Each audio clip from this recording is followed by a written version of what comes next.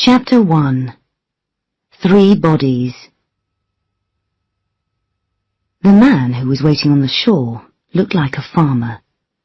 He wore the right kind of clothes, and his van, which was parked on the dirt road above the beach, was suitably covered in mud. It was midnight on the first Monday in October, and for the next 30 minutes he had to wait there. He stared out to sea. He was alone, as he knew he would be. It was planned that way. This beach was always empty at this time of night. No cars drove along the dirt road. The clouds were low and thick. It would be difficult to see the boat until it was close. That was planned as well. After he had waited 20 minutes, he heard the sound of a quiet engine from the water, and then saw a black rubber boat, low in the water, approach the shore. The engine stopped when the boat was about 30 feet from the shore. The farmer looked around. There were no people, no cars. He carefully put a cigarette in his mouth and started to smoke it. A man's voice came from the boat on the water. "What kind of cigarette is that?" "Lucky Strike," the farmer answered. Satisfied, the man in the boat asked, "Luke?" "Sam," replied the farmer. The man in the boat was Carmel, not Sam, and Luke knew it. Luke had often heard of Carmel, but he was not sure that they had met before. Carmel had many names and many faces, and he spoke several languages. He was the most famous and most feared killer in the world. He was the best. At first, 20 years ago, he had killed for political reasons, but now he would kill anyone, anywhere, if the money was right. Luke was excited. Carmel was going to be working in America. He wondered who was going to die. Whoever it was, the killing would be quick and clean, and there would be no clues. At dawn, the stolen van stopped at a hotel in Georgetown, part of Washington, D.C., the political capital of the United States of America. Carmel got out of the van without a word to Luke. They had not spoken throughout the journey, and Luke had been careful not to look at Carmel. He didn't want to die. He didn't want Carmel to think he could recognize him. The room in the hotel was ready, of course. The curtains were tightly closed. The car keys were on the table. The gun was in a briefcase next to the bed. He had received $3 million already for this job. He would phone his bank in 3 hours to ask whether the next $4 million had arrived. While he waited, he practiced his English in front of the mirror. The job would be over by midnight tonight, so another $3 million would reach his bank by midday tomorrow. By then, he would be in Paris. It was satisfactory. He allowed himself a short sleep. The Supreme Court is the highest court in the USA. It consists of 9 judges who hear only the most difficult cases in the country, those cases which might actually threaten the Constitution. Judges are appointed to the Supreme Court by the government, so a Republican government will try to get Republican judges appointed, and a Democratic government will try to get Democrats appointed. Judges become members of the Supreme Court for life. They can retire if they want, but if not, the job ends only with death. Judge Rosenberg was so old that he found it hard to stay awake sometimes, even during trials. He was a liberal, and proud of it. He defended the Indians, the homosexuals, the poor, the blacks, the Mexicans, and the Puerto Ricans. Some people loved him for it, but more people hated him. Throughout the summer, there had been the usual number of messages threatening death to the judges of the Supreme Court, and, as usual, Rosenberg had received more than the others. The FBI had to behave as if the judges really were in danger, although they were threatened year after year, and it was very rare for anything to happen. When it did, it was usually a single madman whose daughter had died in a road accident or something. The political groups made a lot of noise, but it was easier for them to bomb buildings than people, and especially people who were as well guarded as the Supreme Court judges. Rosenberg refused to have FBI guards in his own home. He had lived to be 91 and was not afraid of death. Judge Jensen had different reasons for not wanting guards in his house. He wanted to be able to come and go as he pleased. Both of them allowed the guards to wait outside, in cars or on foot, but they could enter the house only when they had permission. A little after 10 at night, when the house was dark and still, the door to a bedroom cupboard opened, and Carmel came quietly out. He was dressed in running clothes. He had shaved off his beard and coloured his hair blonde. Silently, he went down the stairs. He knew there were 2 FBI men in a car that was parked on the road outside the front of the house. He knew there was another guard, Ferguson, walking around the house outside. Rosenberg and his male nurse were asleep in the downstairs bedroom. Outside the door, Carmel fitted a silencer onto his gun. He stepped inside, put the gun to the head of the nurse, and fired 3 times. The hands and legs jumped, but the eyes stayed closed, and there was no sound. Carmel quickly reached across to the grey old head of Judge Rosenberg and shot 3 bullets into it. He watched the 2 bodies for a full minute, and then went out to the kitchen. He opened the back door, waited until Ferguson appeared in the back garden, and then called his name. He knew that the nurse often invited Ferguson in for a cup of coffee and something to eat. Ferguson obediently came into the kitchen. Carmel fired 3 bullets into the back of his head, and he fell loudly onto the table. Carmel left the gun there and went out of the back door. As soon as he reached the road at the back of the house, he began running. He was just another American out for his nightly run.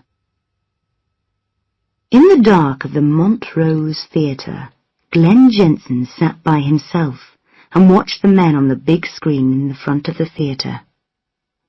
He was dressed in ordinary clothes, clothes that no one would remember, and wore dark glasses too.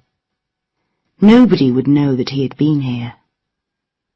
He came to this homosexual film theatre once or twice a week, and not even his FBI guards knew about it. It was easy to get out of the house. There were several apartments in the building, and the 2 FBI men could watch only one entrance at a time. All he had to do was change his clothes and drive away in a friend's car. He liked the Montrose, because the films went on all night, and there was never a crowd. Tonight, there were only 2 old men, sitting together in the middle of the theatre and holding hands. Jensen watched their backs, and wondered if he would be like them in 20 years. At 44, he was the youngest of the Supreme Court judges. He was not a favourite of either the Republicans or the Democrats, but had been a safe appointment for the Republican president 4 years ago. He was not particularly liberal, except in cases involving homosexuals and those where industry threatened the environment. He usually tried to judge his cases according to their rights and wrongs, rather than any political opinions. A 4th person entered the theatre where Jensen and the 2 old men were now enjoying a film in which several young men were in bed together. He wore tight jeans, a black shirt, an earring, dark glasses and a moustache. Carmel the homosexual. He smiled when he saw Jensen there. The information they had given him was good. At 12:20, the old men left the theatre, arm in arm. Jensen did not look at them. He was too busy watching the film. Carmel moved like a cat to a seat behind Jensen. He pulled some rope from round his waist and wrapped the ends round his hands. He suddenly put the rope around the front of Jensen's neck and pulled backwards and downwards. Jensen's neck broke over the back of his seat.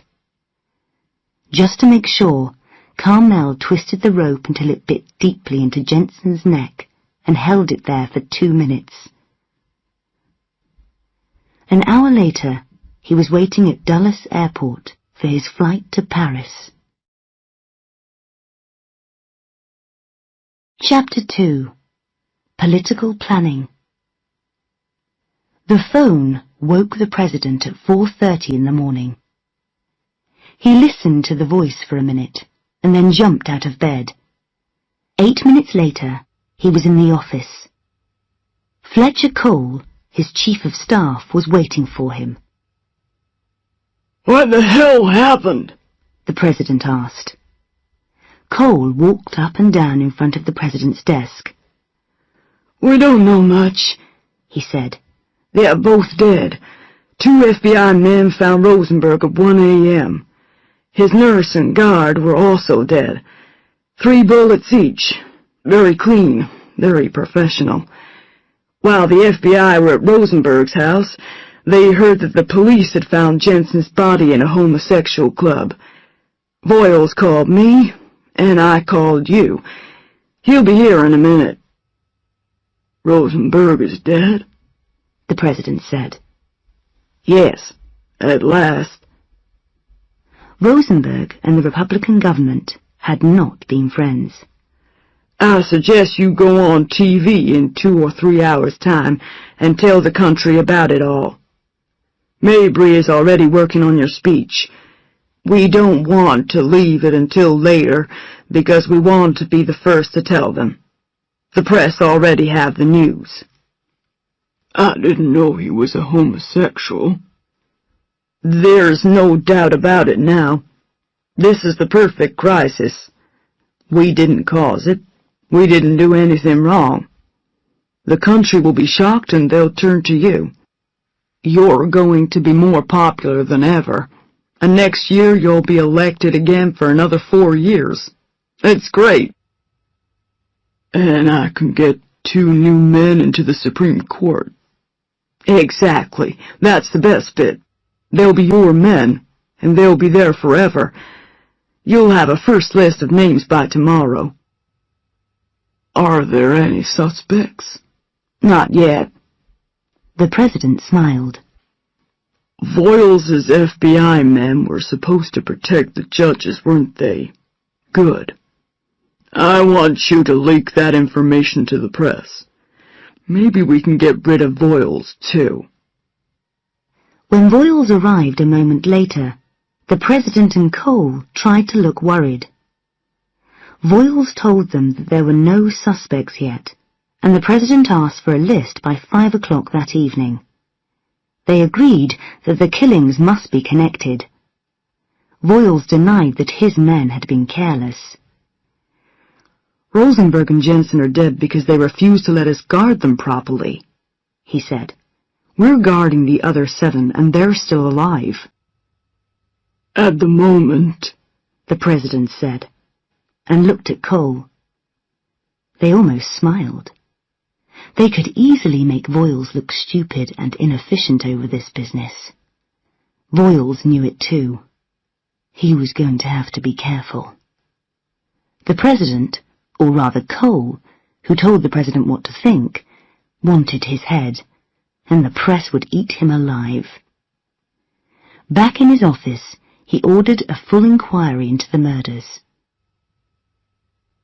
Darby Shaw woke up a little before dawn. After 15 months of law school at Tulane University in New Orleans, her mind refused to rest for more than 6 hours. The work had not been so hard at her first university, in Phoenix, Arizona, where she had specialized in environmental science. Then she decided to become a lawyer and to defend the environment in the courts. The price was hard work and more hard work. There were some rewards, however. She turned over in the bed to look at the man sleeping next to her.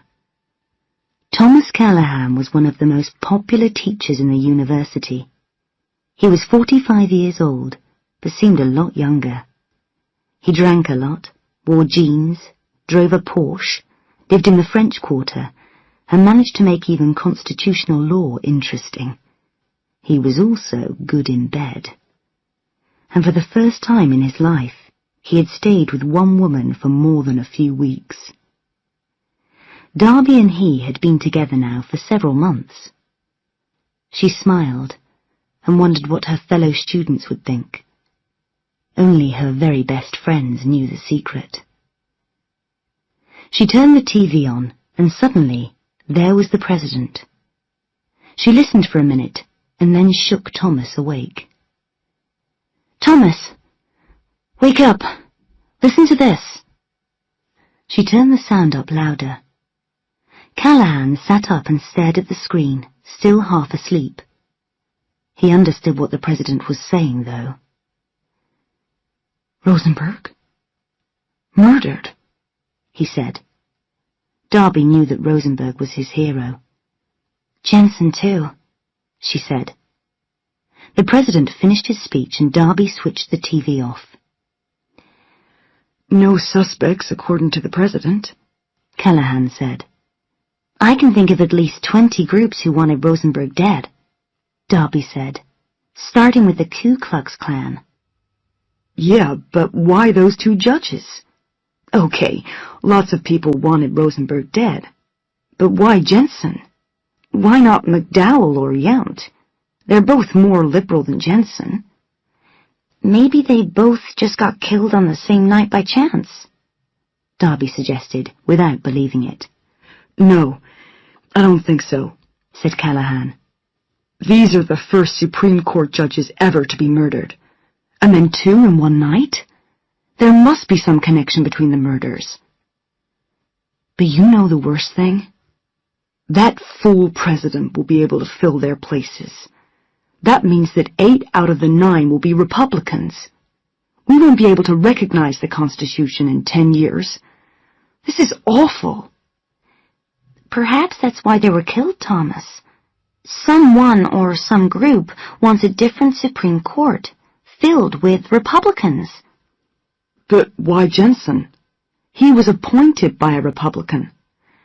"I don't know, but there must be some connection. Maybe there's a clue in the cases the Supreme Court was due to hear this year. The library will have that information. I think I'll spend some time on this today." Chapter 3. No Clues. Denton Royals put Eric East in charge of the case. On Thursday, East reported back to Voiles with a list of their top suspects. There were a number of political groups, especially the Underground Army, the Ku Klux Klan, and the White Defenders, but also some individuals who were rich enough to afford the kind of professional killer who had obviously done this job. There was Nelson Munsey, who had lost his daughter in a sex killing in Florida. The police had caught the man, who was black, but thanks to Rosenberg, the man had walked free. There was Clinton Lane, whose son was a homosexual who had died of AIDS. The problem with all these suspects, however, was that the killings were so professional and clean that there were no clues except for the gun and the rope. There were not even any clues about how the killer had entered Rosenberg's house. Still, Voiles and he agreed to have between 5 and 20 men investigate each suspect or group of suspects. In the law library and on the computers of Tulane University, Darby Shaw was gathering pages and pages of information. What was the connection between Rosenberg and Jensen? She could see reasons for killing one or the other, but not both together. but there had to be a single reason. Thomas Callahan slept late and alone. Darby had been too busy to see him since Wednesday. Now it was Friday morning. He made some coffee and, as he drank it, watched the busy French Quarter through his window. What was it he had to do? Oh yes, phone Gavin. On Monday, he was going to Washington for a conference about constitutional law. He and his old friend Gavin Verheek were going to meet and get drunk together on Monday evening. Gavin had been a friend ever since law school. He and Callahan were the only two in their year who refused to go into private practice and get rich. While Callahan had become a teacher, Verheek had joined the FBI as a legal advisor. When Verheek came on the phone, he said, "Thomas, how are you?" "It's 10:30. I'm not dressed. I'm sitting here in the French Quarter, drinking coffee and watching the world outside. What are you doing?" "Well, here it's 11:30, and I haven't left the office since they found the bodies on Wednesday morning." "It makes me sick, Gavin.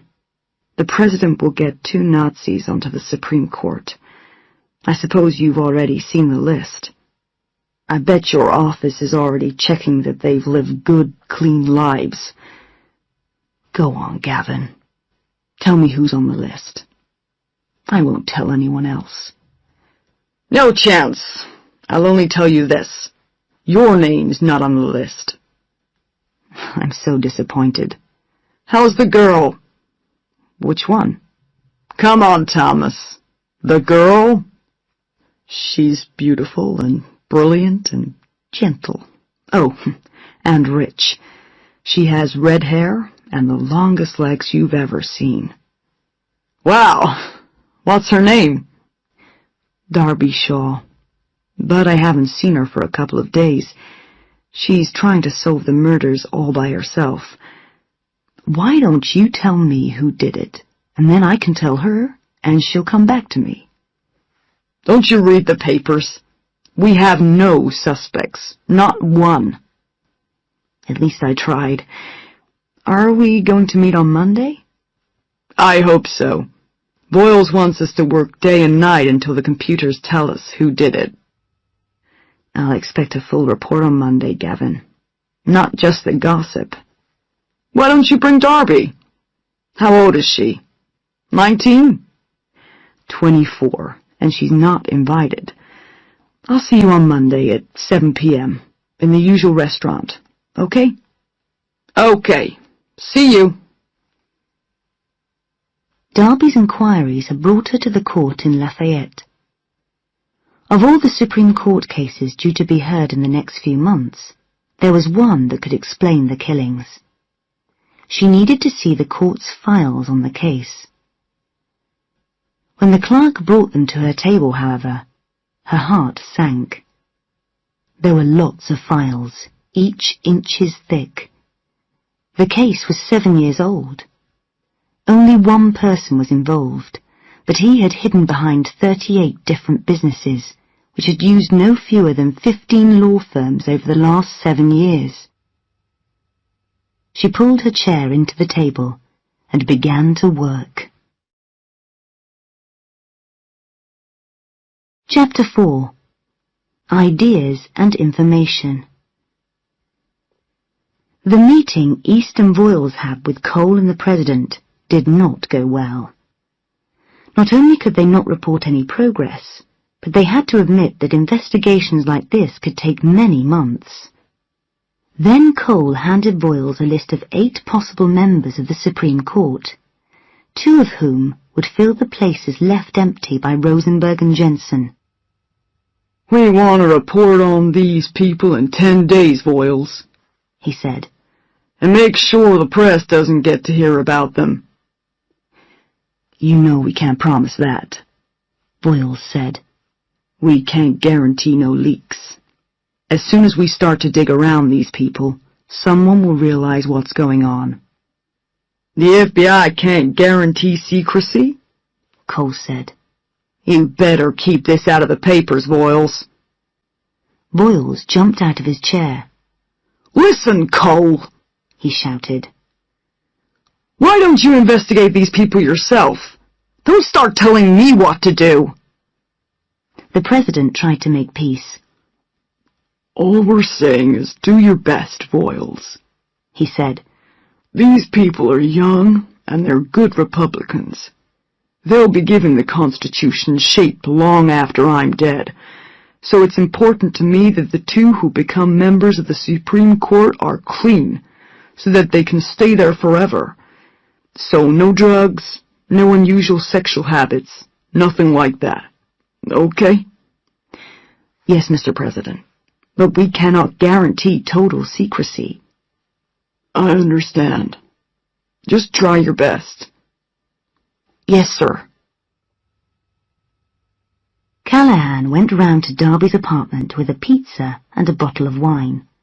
He hadn't seen her for 4 days. He rang on her doorbell. "Who is it?" she called through the door. Thomas Callahan, he said. Do you remember me? The door opened and Callahan stepped in. Are we still friends? He asked and gave her a kiss. Of course. I've just been busy. So what did the great detective find? She was opening the bottle of wine and didn't answer straight away.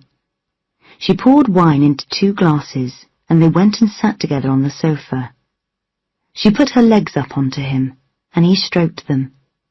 He repeated the question. Nothing really. I was following a path and it took me somewhere. I even typed it up as a brief, but I don't think it's worth anything. What? You've been running around playing detective for 4 days and refusing to see me, and now you're just going to throw it away? It's over there on the table if you want to see it, she said. I don't want to see it now, he said. We have more important things to do. I'm going to be away in Washington for a few days, remember? I'll read your brief and then we'll talk about it, but not till we've been to bed, okay? She pulled him towards her, and they kissed long and hard. There was a cleaner in the White House whom everyone called Sarge. He was old, very black, and had white hair. He wore dark glasses all the time, and everyone thought that he was half blind. In fact, Sarge could see very well. He could see round corners.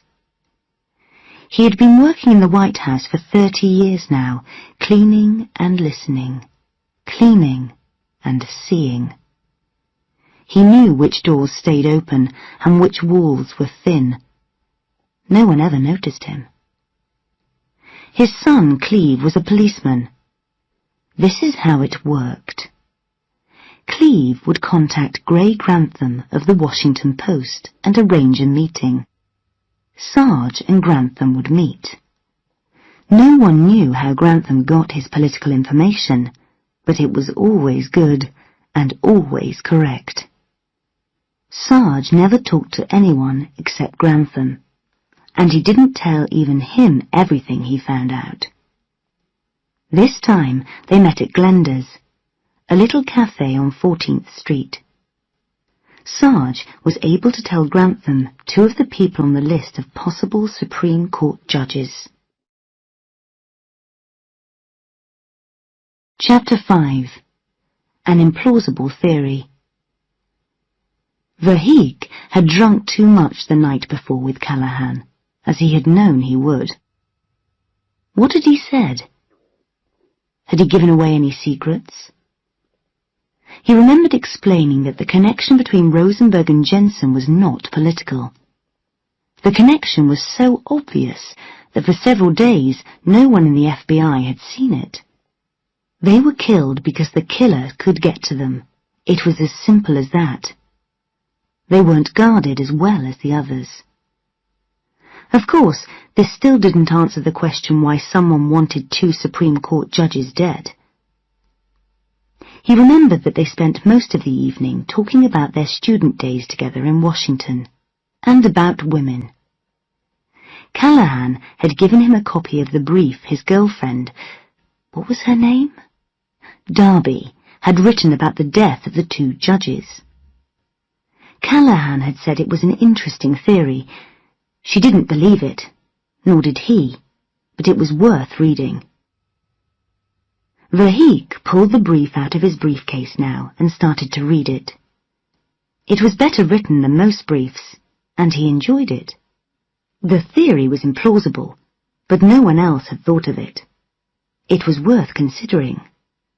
He would show it to Eric East. The phone went 4 times. The answering machine came on, but the caller left no message. The phone went again, and the same thing happened again. The 3rd time, Grantham climbed out of bed and answered the phone. It was still dark. Yes?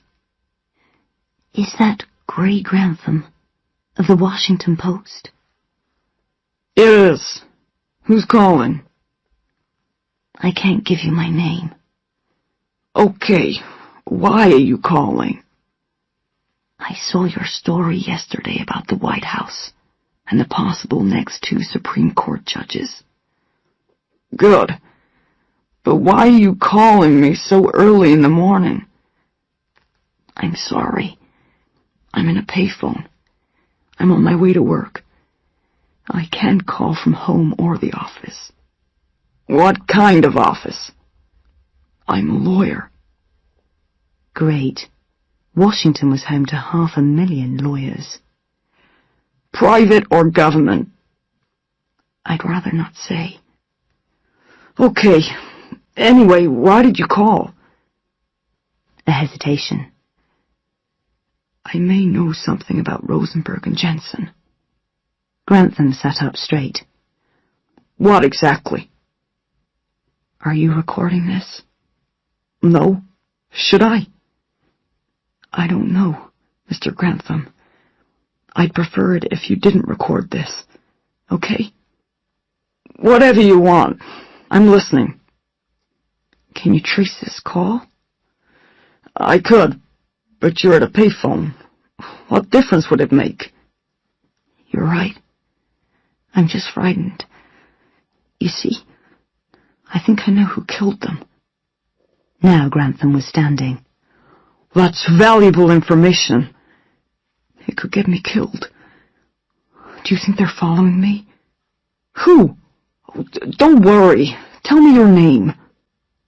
You can call me Garcia. That's not your real name, is it?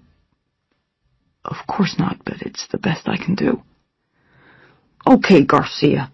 Talk to me. I'm not certain you understand, but I think I accidentally saw something at the office that I was not supposed to see. Do you have a copy of it? Maybe. Do you want to talk or not? I don't know. What will you do if I tell you something? First, try to find out whether it's true. We won't print the names of the killers of 2 Supreme Court judges in a hurry, believe me. There was a very long silence. Garcia? Are you still there? Yes. I need to think about this. I might call you later. Okay, if that's what you want. Sorry I woke you up. The phone went dead. Grantham pushed 7 numbers on his phone, waited, and then pushed 6 more. Another wait, and then 4 more. The small screen on his phone showed him a row of numbers. He wrote them down on a piece of paper.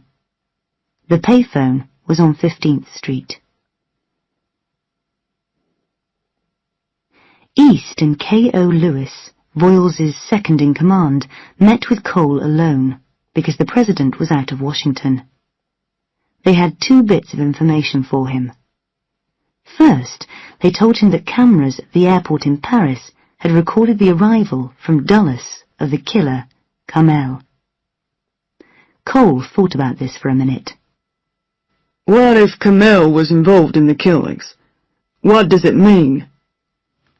It means we'll never find him, Lewis replied.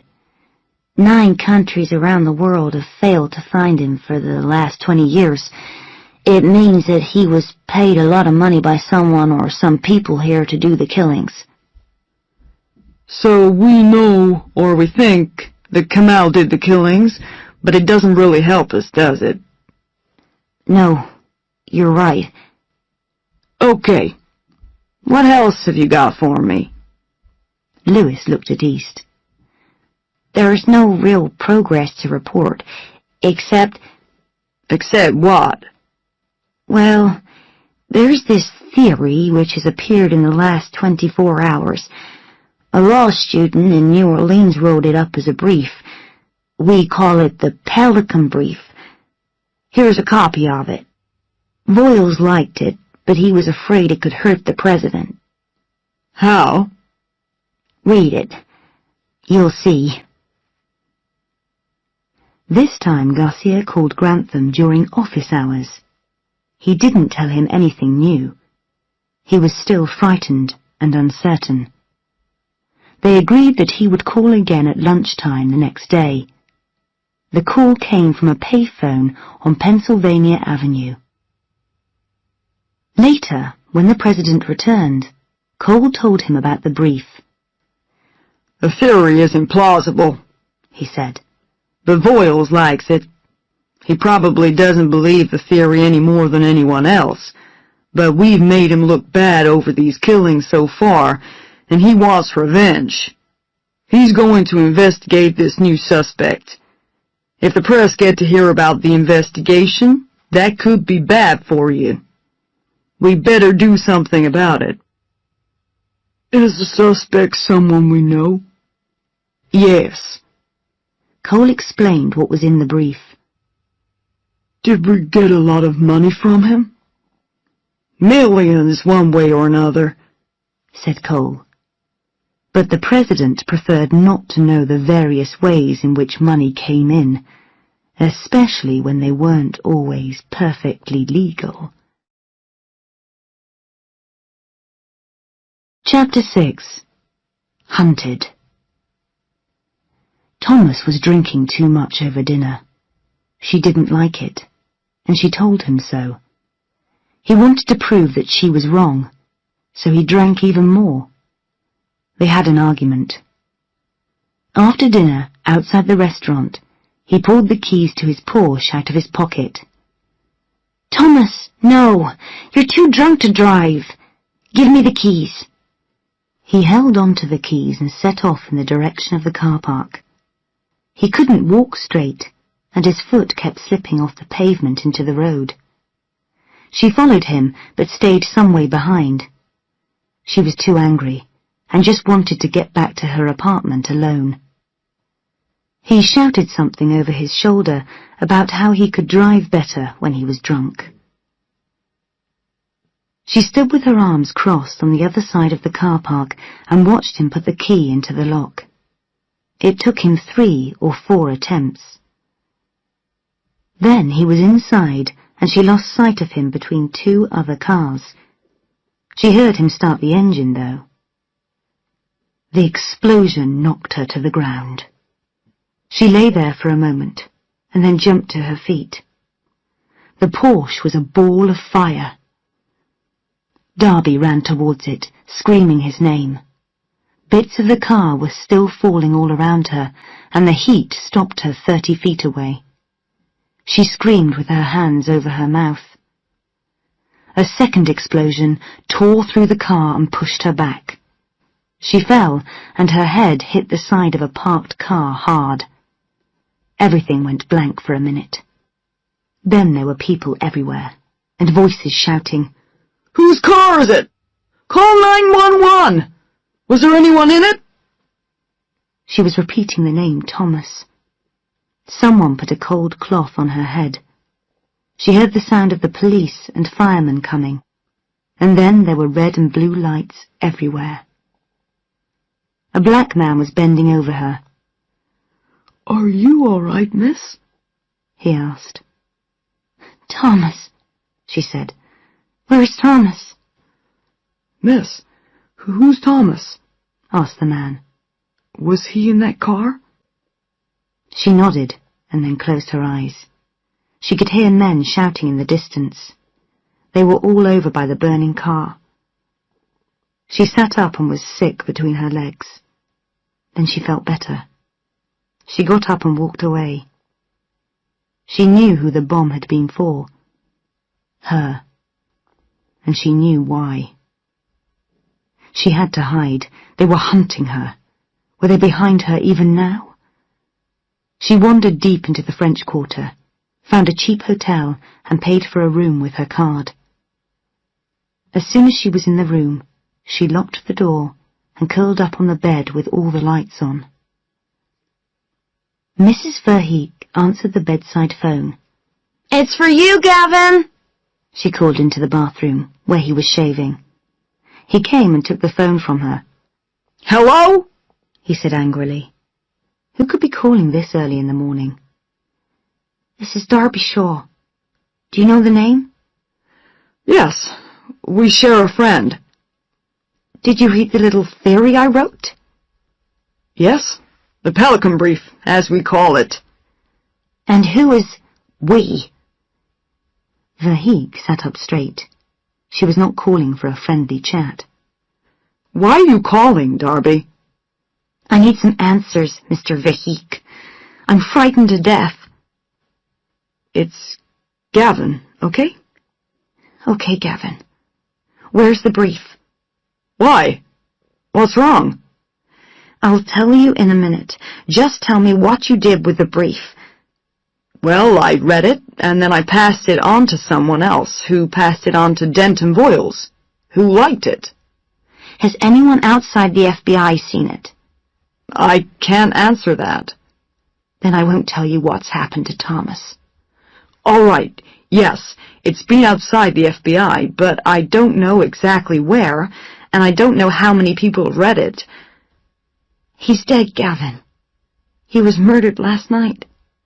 Someone put a bomb in the car. I was lucky.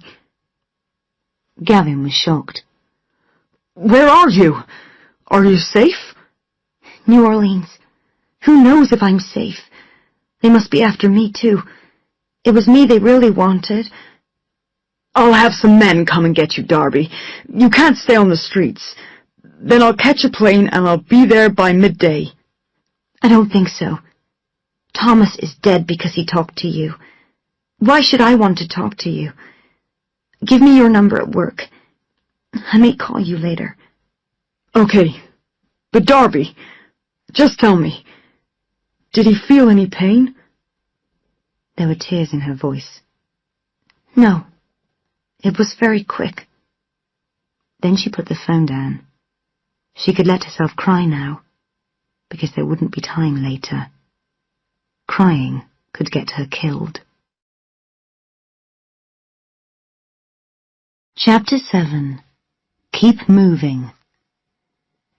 It was nearly time for the President's daily meeting with Voiles. By now he was tired of the whole business. He just wanted to get his men into the Supreme Court. Cole was telling him something, but he wasn't really listening. Voiles and Cole hated each other so much now that Cole had to leave the office whenever Voiles came. They had nearly fought last time. It didn't matter to Cole whether he was in or out of the office. There were enough hidden microphones and cameras for him to listen and watch any conversation there. The President felt better knowing that Cole was at least watching. He greeted Voiles warmly at the door and led him over to the sofa for a friendly chat. Voiles was not impressed. Denton, the President said, I want to apologize for Cole's behavior last time. He can be stupid, can't he? Voiles said, knowing that Cole was listening. Yes, he's very clever and works amazingly hard, but he goes too far sometimes. Anyway, that's all behind us now. I want you to tell me all about this Pelican Brief. How seriously are you taking it? Voiles tried not to smile. This was great. He had managed to get Colum, the president, worried. "We are investigating all suspects, Mr. President," he replied. "We have 14 men on this one." "I don't have to tell you, Denton," the president continued, "how much damage this theory could do if the press heard about it." "We won't tell the press, Mr. President." "I know. All I'm saying is that I want you to pull back from this one. The theory is crazy anyway, and I could really get hurt. Do you understand what I'm saying?" "Are you asking me not to investigate a suspect, Mr. President?" "I'm just saying that you must have better things to do with your men. The press is watching this investigation closely. You know how they are. They don't like me at all. So why don't you leave this one alone and chase the real suspects?" "Is that what you're asking me to do?" "I'm not asking you, Denton. I'm telling you to leave it alone for a couple of weeks. If you need to go back to it later, of course you must. But I'm still the boss around here. Remember?" Gavin stayed near Voiles' office until the secretary let him in. He couldn't believe it when Voiles and Lewis told him that they were no longer investigating the Pelican theory. "My best friend is dead because of that brief," he said. "He was killed by a car bomb. Someone is worried about the brief, don't you think?" The brief has already been very valuable to us, Gavin, Lewis said. "Yeah, it lets you play some games with the White House," Gavin said bitterly. "But there's a girl out there running for her life. What am I going to tell her?" Darby made sure she could not be followed in the crowds in the shopping district. She bought some new clothes and hid her hair under a hat. She went into the Sheraton Hotel and found a row of payphones. First, she called Mrs. Chen, who lived in the apartment next to hers.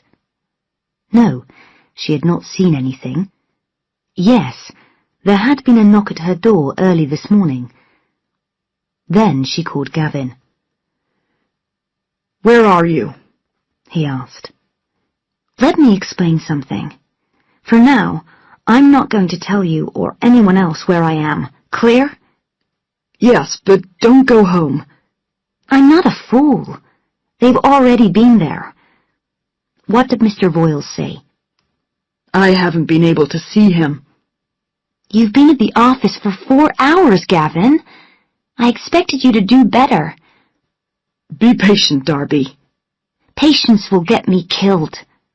I've got to keep moving." She saw a face. He walked among the tourists at the hotel's front desk. He was trying to look as though he belonged here, but his eyes were searching. The face was long and thin, and he wore round glasses. He was a little over 6 feet tall. "Gavin, listen to me," she said. "I have to go. I can see a man I've seen before, about an hour ago." "Okay. Take care, Darby, and call me again soon." "I'll try." Chapter 8. Photos and Phone Calls. The photographer's name was Croft. He was parked on Pennsylvania Avenue in Grantham's Volvo because it had a phone. The payphone was easy to see, about 50 yards in front of the car. With his powerful camera, he could almost read the names in the phone book. A large woman was using the phone at the moment. At 12:20, the woman put the phone down and walked away. From nowhere, a young man in a suit appeared and walked over to the phone. Croft felt sure that this was the man. He picked up his camera and looked through it. The man was pushing numbers on the phone and looked nervous. He kept looking this way and that. Croft took a couple of pictures. The phone in the car went 3 times. Croft didn't pick it up. It was Grantham at the office, signalling that this was their man. Croft used a whole film on the first camera. When the man had finished talking on the phone, he walked straight towards the Volvo along the pavement. Beautiful. Croft took several more pictures with a second camera and stopped well before the man could possibly see inside the car. An easy job. Grantham got plenty of excellent pictures from Croft. Garcia didn't look Spanish, despite the name he had chosen. He looked like thousands of other young lawyers up and down the country. From Garcia, he got nothing. It didn't matter. He let him talk about his wife and child and how frightened he was. One day, and one day soon, Garcia would give him the information, whatever it was. From Sarge, he got a copy of a White House document naming Carmel as the probable killer of Rosenberg and Jensen. This was good. There was little in the office files about Carmel, and only 2 pictures, which looked like 2 different people. But he wrote it up into a story, and they decided to use both pictures in the story on the front page the next day. The phone was going. After 24 hours on the run, she had drunk a bottle of wine the night before and fallen asleep on her bed in the Marriott Hotel. But first, she had cut off her long red hair and coloured it black. They would be expecting blonde. They would also be expecting her to run away, so despite her fears, she stayed in New Orleans. They would be watching all the police stations, so she had stayed away from them. The phone was still going. She picked it up and heard, "Darby? This is Gavin." Now she was awake. "How did you find me?" "We are the FBI. We have our ways." "Wait, let me think. Of course! You can trace me when I use my cards to pay for things. How stupid of me! But if you can find me, they can find me too. They could be outside the door now."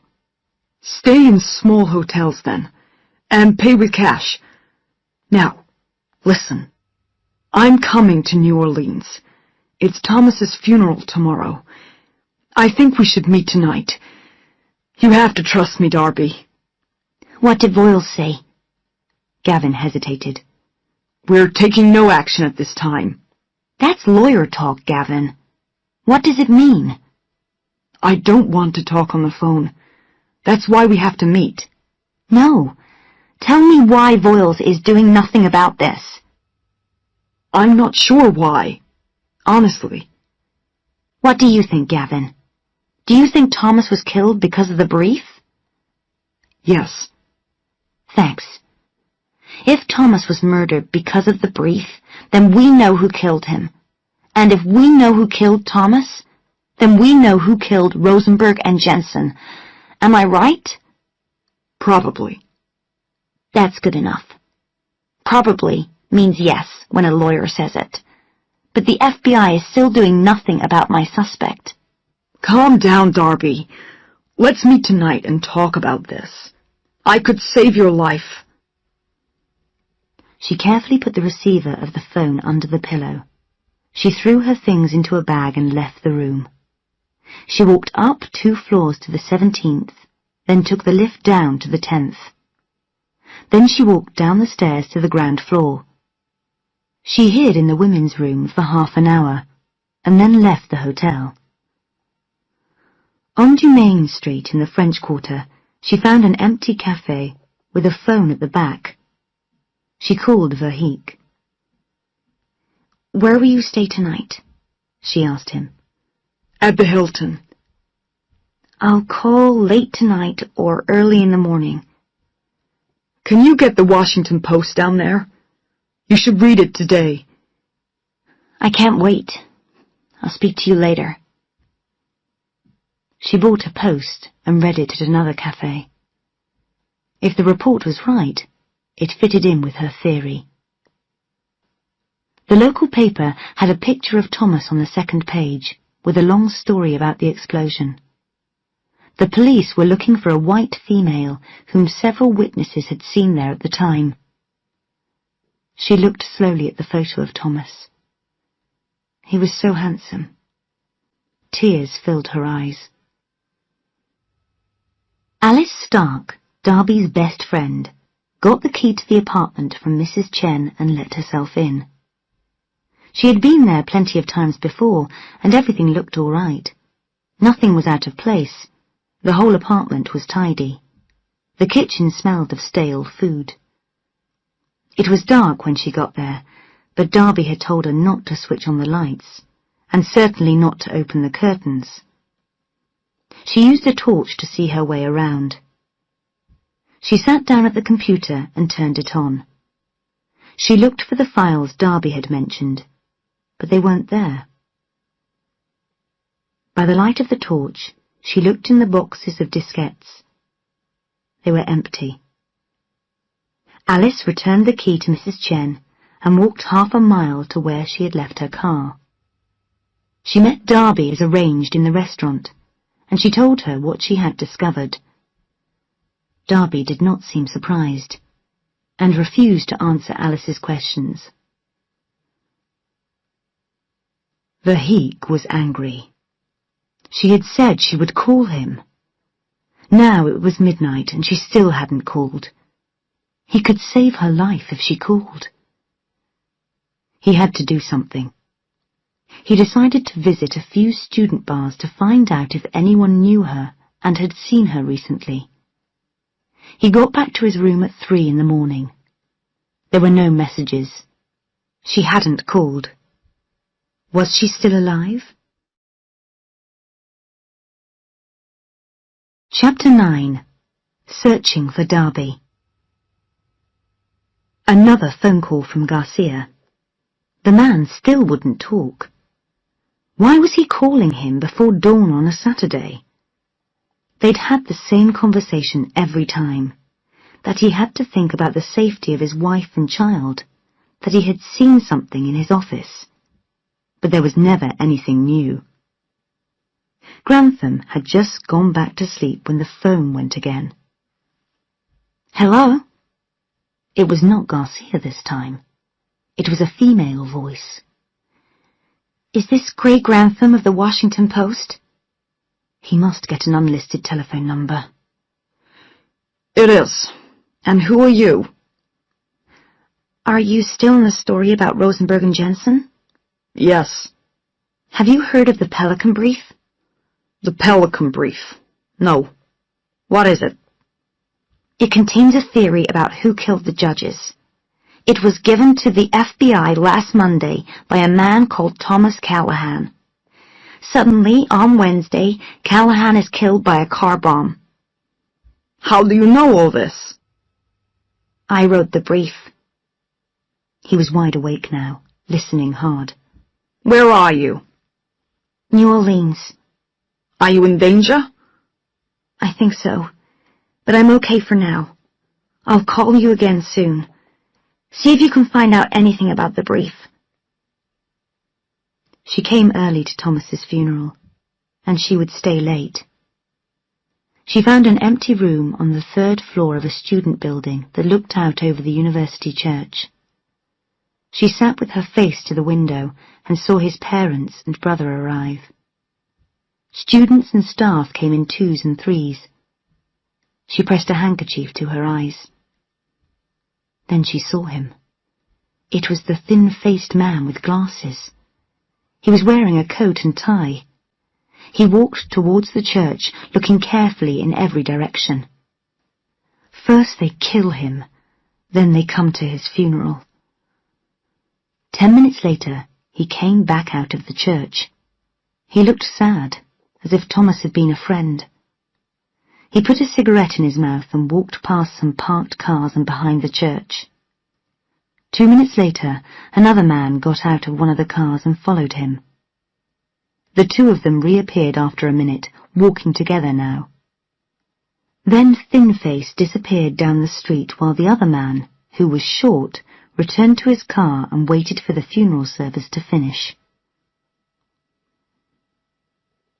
The Cubans lowered the small rubber boat into the water from their ship. They heard the sound of the little engine as the man went west through the darkness towards the coast. He would never use a commercial airline again. The photographs in Paris were embarrassing for a professional like himself, and his client was not pleased. Now he was going to have to do 2 jobs in a single month, which he had never done before. But this one would be easy. Just a young woman. In the hotel room in New Orleans, he spoke on the phone to a man calling himself Mr. Sneller. "Tell me about her," he said. "There are 2 photos in the briefcase." Kamel opened the case and took out the photos. "I've got them. She's beautiful. It will almost be a pity to kill her."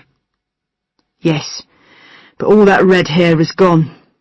We found some hair on the floor of a hotel room. She's coloured it black." "Where is she now?" "We don't know. She has stopped using her cards to pay for things. She took out a lot of money from a bank, and since then she has disappeared. We think she's still in New Orleans, though. Someone was in her apartment last night. We just missed them. The bomb failed. We don't expect you to fail." Gavin was tired. He had spent 2 nights searching the bars, and he was too old for these late nights. When the phone went, he was still asleep. "Gavin?" "Darby, is that you?" "Yes." "Why haven't you called before?" "That doesn't matter now. You should know that they're here in New Orleans. I've seen 2 of them, a thin-faced man and a short man. They were at the funeral service yesterday." "Where were you?" "Watching. How long will you be in town?" "Until we meet. When will that be?" "I don't know yet. I'll call again soon." The phone went dead. Gavin picked it up and threw it across his hotel room. Chapter 10. Another Body. The first thing she did when she woke up on Sunday morning was listen. Was the door opening? Was the floor outside making a noise? When she was sure she was safe, she thought about Thomas. She remembered their times together. She remembered how he loved her. It was a surprise for him, the first time he had really been in love. And she loved him too. After a few minutes of thinking about Thomas, she thought about them. She had to think like them too, to stay alive. Where would they be today? Where could she go? Was it time to move hotels again? Yes. Did they know that she was now a blonde? She felt hungry. She had hardly eaten for days. This hotel didn't do breakfast on Sundays, so she had to go out. She left by the back door through the kitchen. He saw her when she reached Burgundy Street. The hair was different, but she couldn't change her long legs. He started to follow her. Carmel was practicing his English when the phone went. It was Sneller. "She's here," he said. "One of our men saw her this morning. He chased her, but she noticed him and lost him in the football crowds." Carmel said, "So how am I supposed to find her, if your men can't tell me where she's staying?" "It might not matter," Sneller said. "There's an FBI lawyer in town. The fool has been visiting bars and asking questions about her, spreading his name around. He's asked anyone who knows her to contact him at his hotel, the Hilton. My men will continue trying to find the girl, and you can stay close to him. He's in room 1909. He was Callahan's best friend. She might call him." Gavin was lying on his bed watching TV. It was 11 at night. He would wait until 12 and then try to sleep. He had decided to go home tomorrow if she didn't call. He couldn't find her. It wasn't his fault. Even taxi drivers got lost in this city. When the phone went, he switched the TV off and picked it up, It's me, Gavin, she said. You're alive, he said. Yes, but I was followed today. It was the short man. Did he follow you from somewhere? No, he just happened to see me in the streets. Listen, Darby, I can't wait here anymore. I've got a job to go back to. I want to leave New Orleans tomorrow, and I want you to come with me. I'll have 3 men guarding you, and you'll be safe. You can tell us all you know, and then the FBI will finish the job. Darby thought for a minute. All right. Behind your hotel, there's a shopping area called Riverwalk. I know it. Good. Find a shop called Frenchman's Bend and be there at the back of the shop at midday tomorrow. I don't know what you look like, so wear a black shirt and carry a newspaper. This is silly. No, it's not. I've had to learn fast how to stay alive. Believe me, this is the way to do it. Okay, you're the boss. That's right. Only you and I will leave the city. I don't want anyone else knowing about this. Do you understand? All right. How tall are you? About 5 feet 10 inches. And how much do you weigh? About 100 kilos. I usually lie about it. I'm going to start doing some exercise. I'll see you tomorrow, Gavin. I hope so. He put the phone down and smiled. Great! At last, he said out loud. He went into the bathroom for a shower. When he came out, the room was dark. Dark? But he had left the light on, hadn't he? He started to walk over to the light switch. The first blow caught him in the throat.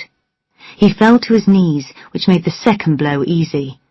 It landed like a rock on the back of his neck. And Gavin was dead. Carmel switched on a light. He lifted up the body and put it on the bed.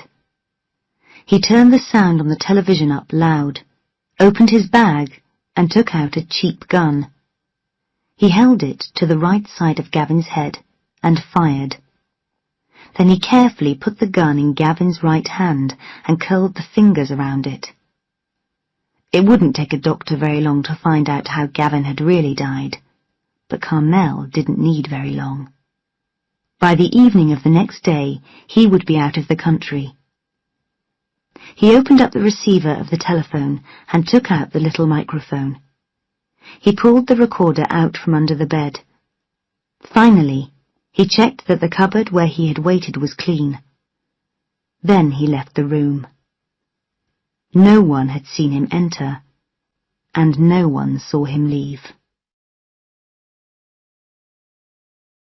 CD 2 Chapter 11 Riverwalk. Grantham couldn't find out anything about the brief. Even Sarge hadn't heard of it. When Darby's call came through to his office on Monday morning, he had nothing to tell her. It doesn't matter. I'll tell you everything soon, I think. I don't want to die without telling the world what I know. They're following me here in New Orleans. Who? The same people who killed Rosenberg and Jensen. If you read the report about Callahan's death, you know about the white female the police want to talk to. That's me. My name is Darby Shaw. Thomas Callahan was my teacher and my lover. I wrote the brief, gave it to him. He passed it on to the FBI, who took it to the White House. And you know what happened next. Are you recording this? I'm writing it down, Grantham said. I'm going to leave New Orleans. I'll call you from somewhere else tomorrow. Can you get a copy of the list of people who gave large amounts of money to help the president get elected? Easy. It's public information. I'll have it by the time you call. Do you have a copy of the brief? No, but I remember it all. And you know who's doing the killing? Yes, and as soon as I tell you, your life will be in danger too. Tell me now. Not so fast. I'll call you tomorrow. After the phone conversation, Grantham went in to see his boss, Smith Keene. He explained the situation to him. Keene was excited but said, "Even if she tells us what's in the brief, we can't print the story. We'll need an independent witness." "I'm working on it," Grantham said, and told him about Garcia. "This is going to be big," Keene said. "This is going to put the Post right back up at the top." She arrived on Riverwalk at 11. She sat in a restaurant and nervously drank a coffee while watching the people pass. She didn't see Thin-Face, or Shorty, or anyone else she recognized. At 11:45, she got up and walked towards Frenchman's Bend. If he wasn't there by 12:15, she would leave. But he was there, wearing the black shirt and carrying a newspaper. He looked nervous, too. She liked that. At exactly 12 o'clock, he walked into the shop and went to the back. She came up behind him and said, "Gavin?" He had practiced Gavin's voice for hours, but wasn't sure he had it exactly right. He turned around quickly and said, "Darby?" Then he pretended to cough. She wouldn't expect the same voice from someone with a cold.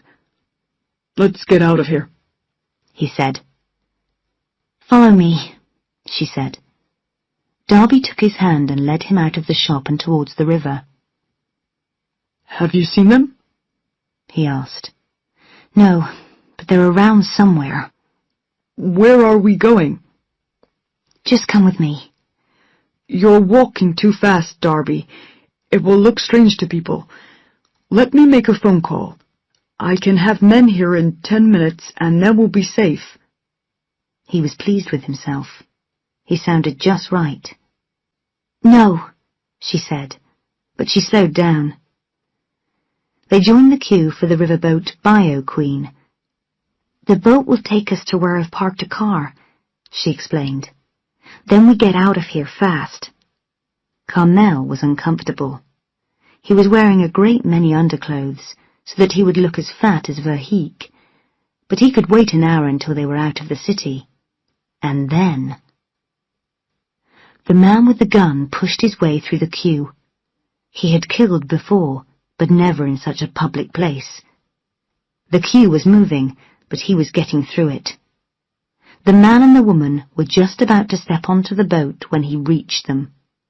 He pulled the gun out of his pocket, held it to the man's head, and fired. He disappeared through the crowd. Gavin was falling to the ground. Darby screamed and moved back in horror. "He's got a gun!" a woman shouted, and pointed at Gavin, who was on his hands and knees with a small gun in his right hand. Blood poured from his nose and chin, and formed a small pool under his face. His head was hanging down until it nearly touched the ground. He was speaking some words in a language Darby didn't recognize. "He's Egyptian," someone in the crowd said. He fell forward, dropping the gun into the water, and died in a widening pool of blood.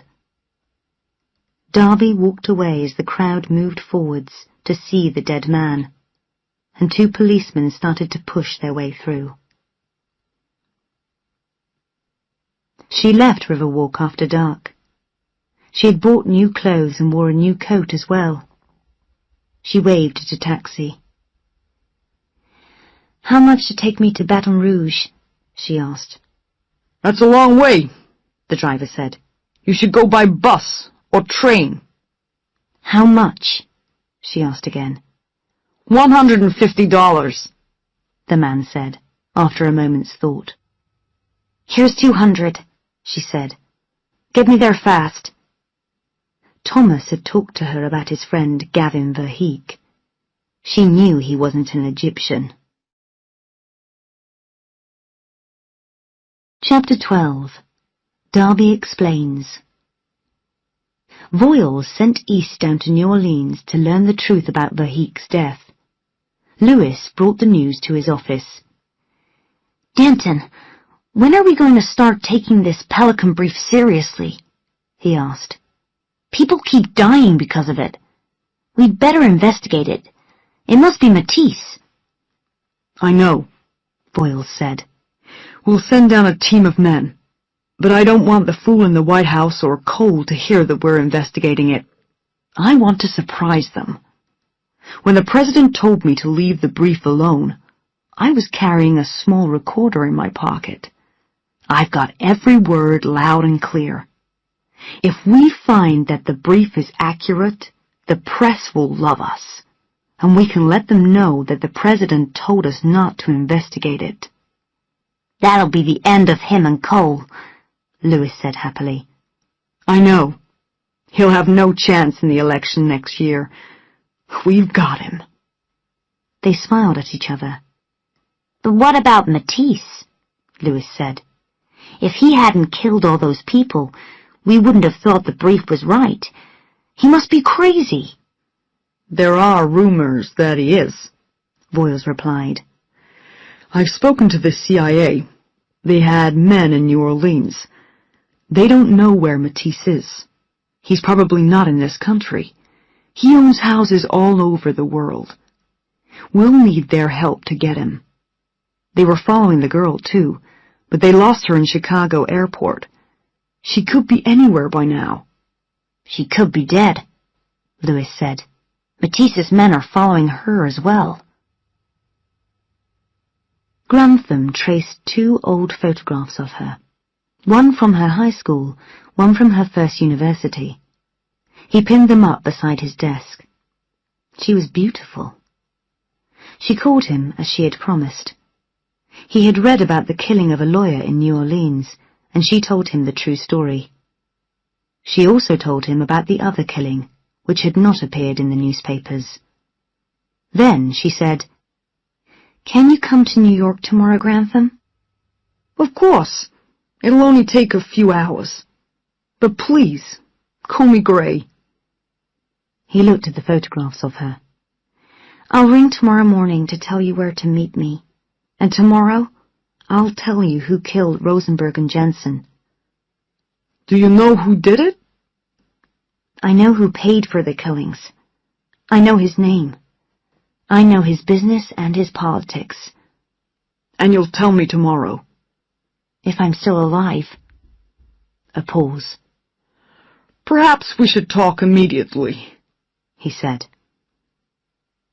They met in her room in the St. Moritz Hotel in New York. They chatted for a while, getting to know each other.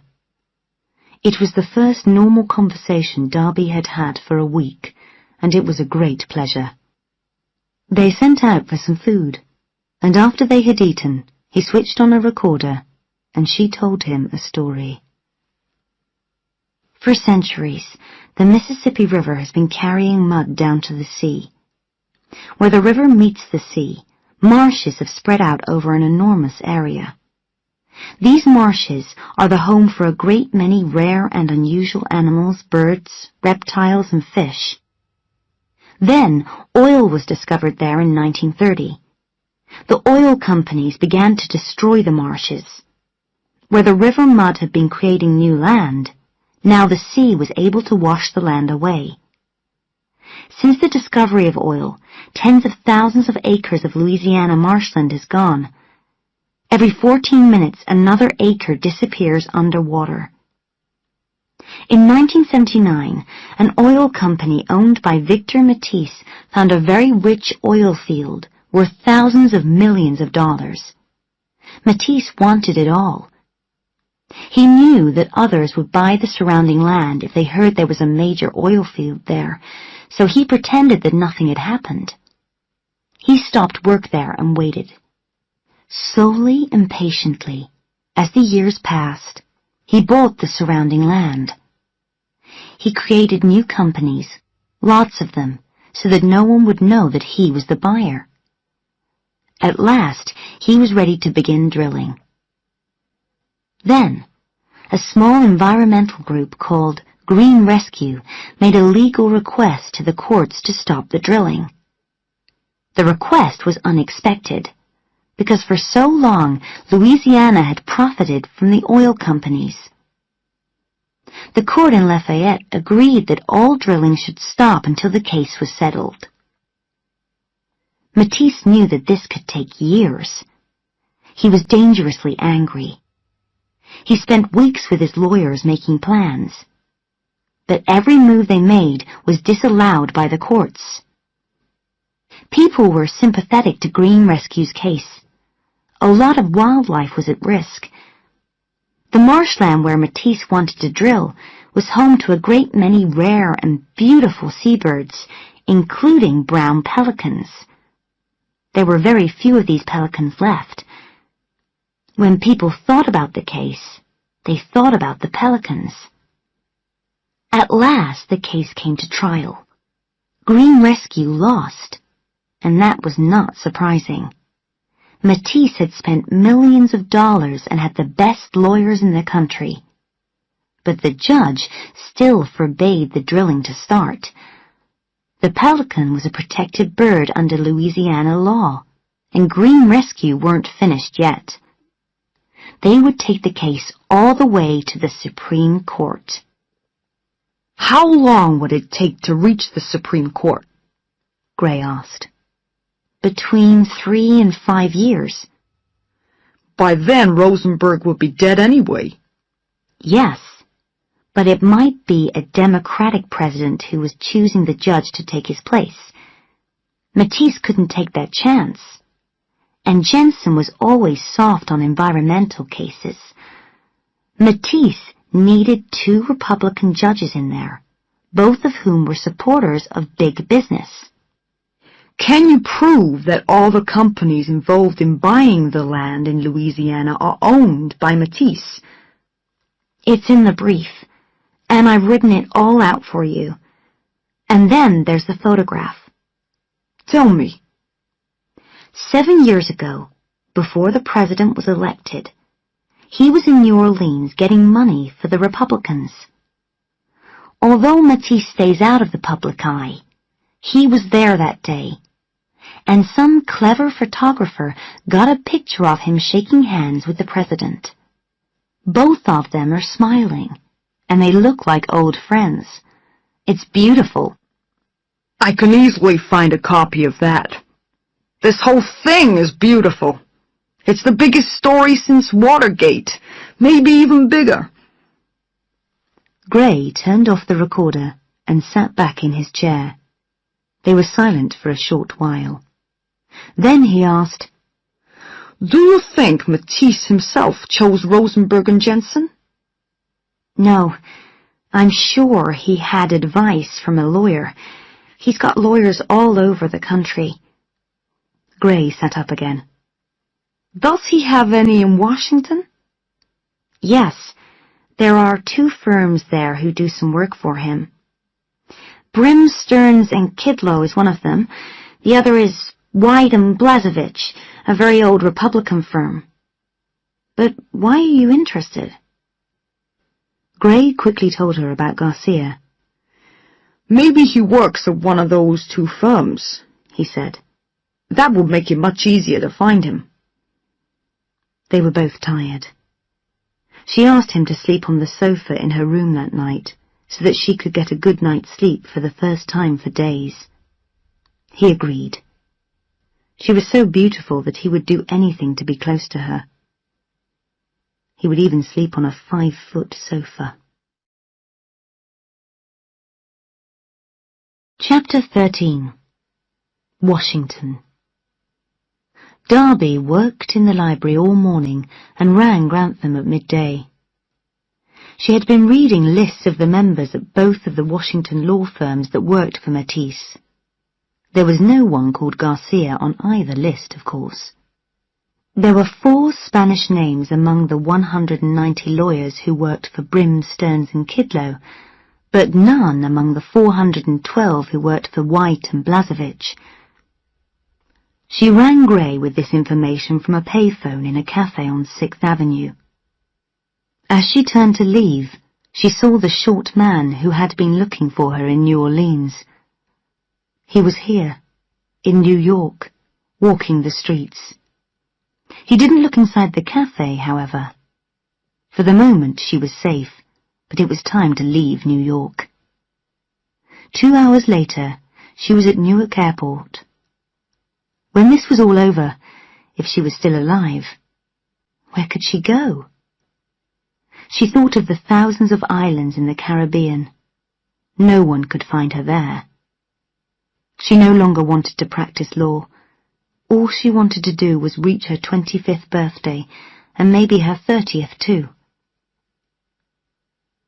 Croft spent a week waiting outside the offices of Brim, Stearns and Kidlow. There were plenty of lawyers who looked as young as Garcia, and they all dressed similarly in dark suits. But there was no Garcia. He was sure of it. Some of the people employed by the White House didn't work at the White House. Some were so secret that their offices were elsewhere, and very few people knew of their existence.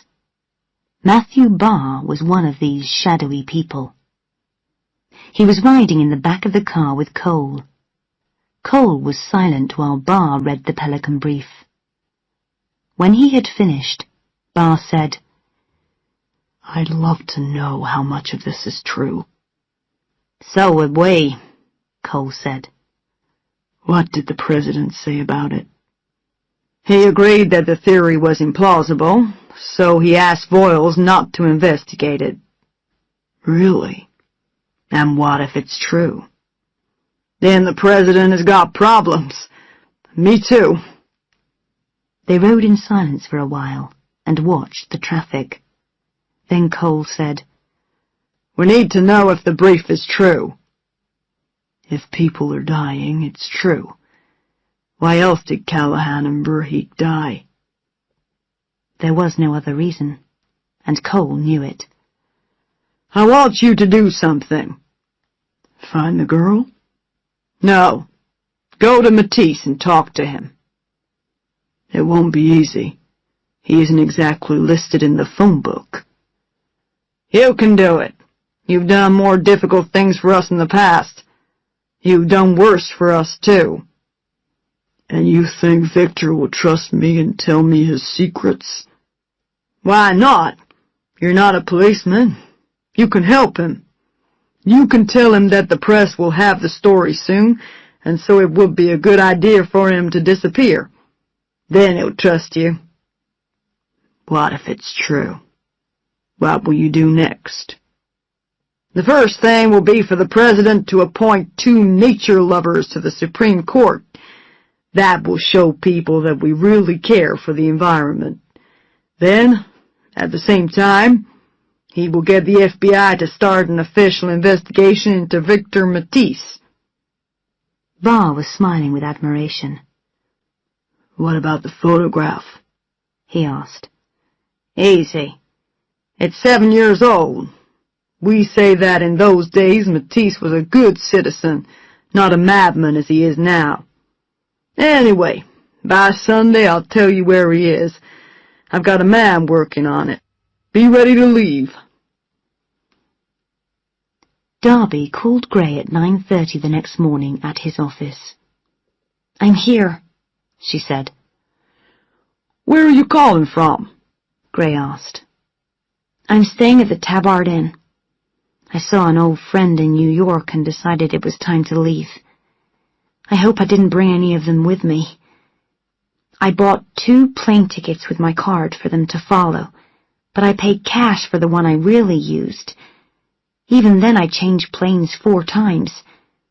If they follow me here, they must be magicians. If I see any of them here, I think I'll just surrender." "When do we meet?" "Meet me in the restaurant here at 9 tonight. But, Gray, don't use your own car. Hire another one. And be ready to stay away from your home and office for a few days. I've booked you a room at the Marbury Hotel." "Surely the office is safe, Darby." "I'm not in the mood to argue. If you're going to be difficult, Gray, I'll simply disappear. I'm sure I'll live longer out of the country anyway. I've got to go now. You be careful." The Marbury was close to where his boss, Smith Keene, lived. and there were some things they had to talk about. The next morning he rang Keane from his room, and they arranged to meet outside the front of the hotel in 15 minutes. While they drove around in Keane's car, they discussed various ways in which they could use the information they had. They agreed that finding Garcia was the key to the whole story. Without Garcia, they had little more than rumor and an unlikely theory.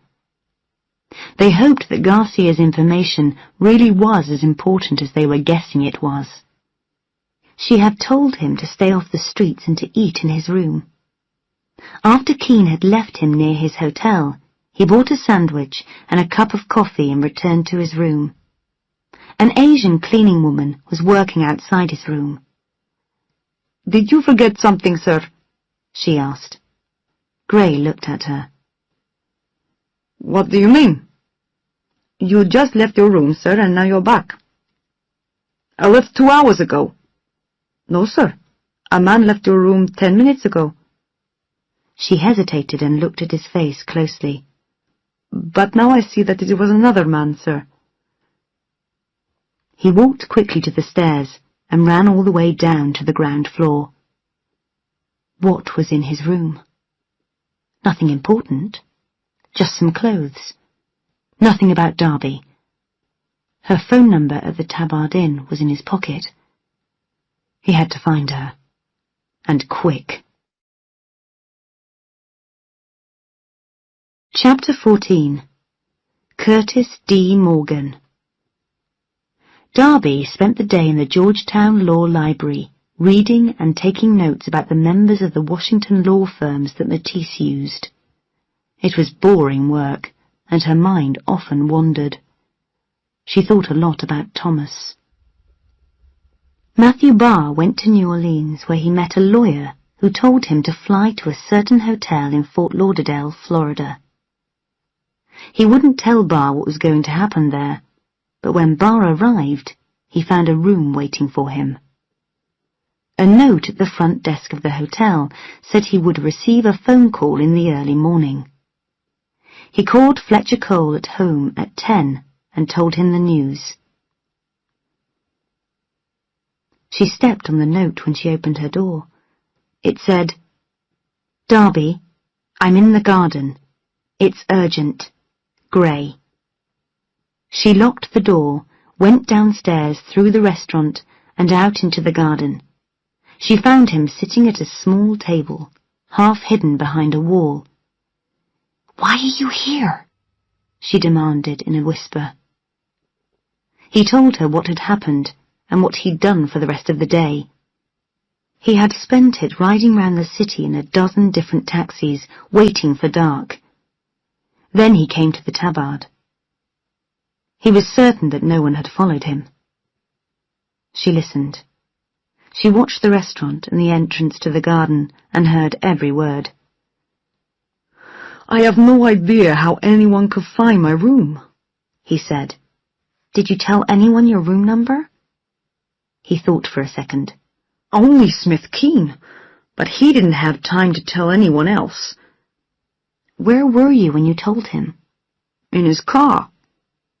She shook her head slowly. "I told you not to tell anyone, didn't I? You think this is all a game. It's not, Gray. It's real.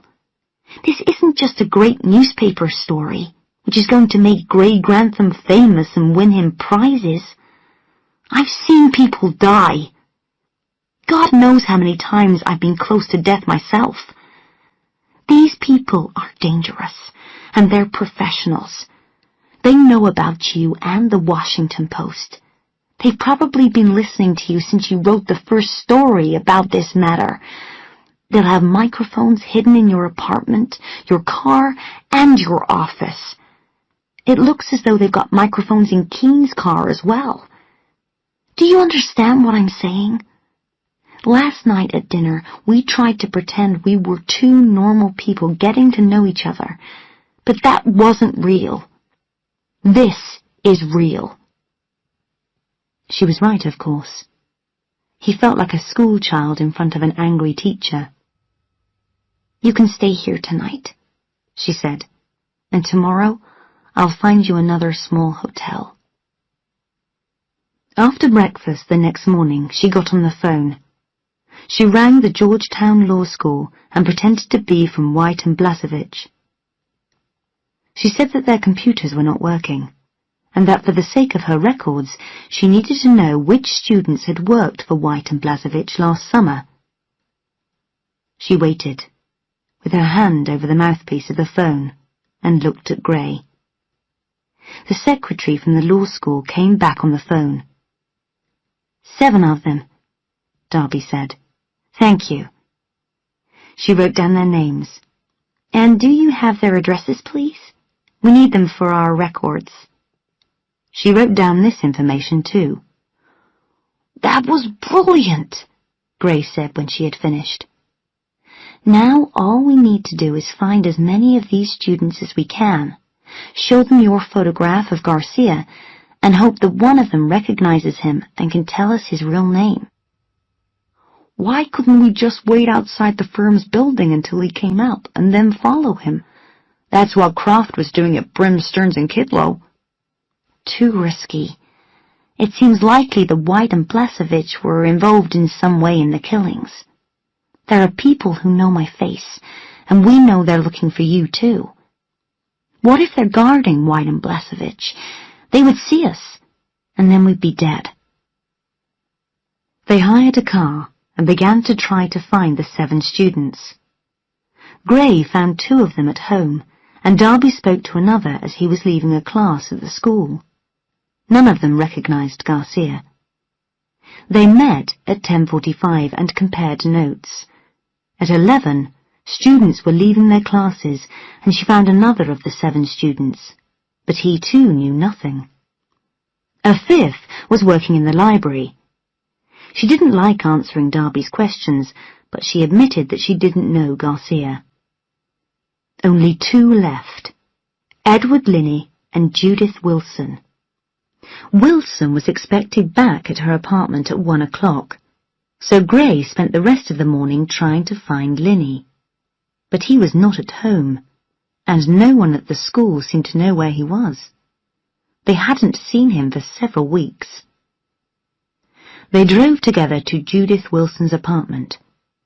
She wasn't there at 1, so they waited. She arrived an hour later. Gray jumped out of the car, ran up to her, and caught her at her front door. He showed her the photograph, and Darby saw her shake her head.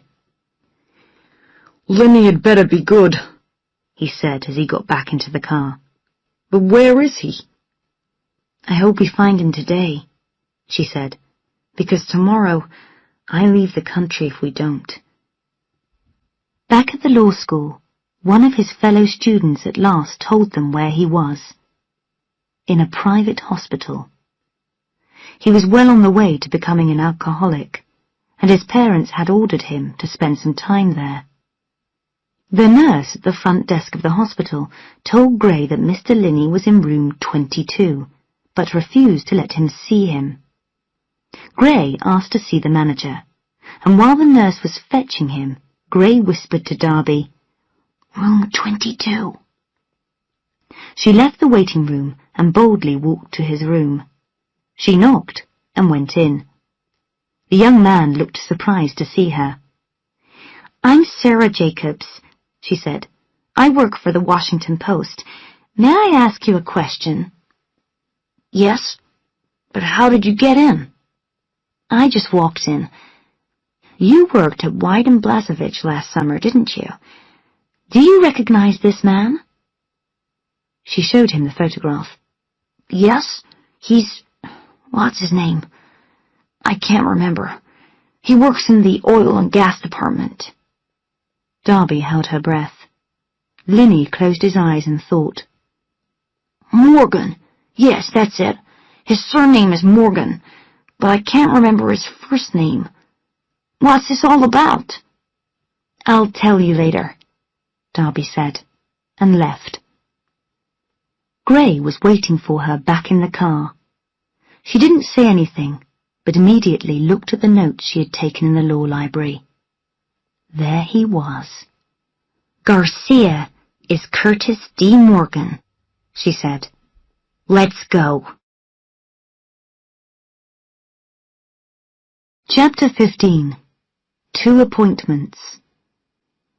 After 5 hours at sea in the small, fast boat, every bone in Matthew Barr's body was aching, and he was wet and cold. His only companion had been a man called Larry, who was extremely tall and looked very strong. Larry had met him in Fort Lauderdale, and had not said a word to him since then. They landed in a country Barr believed was the Bahamas.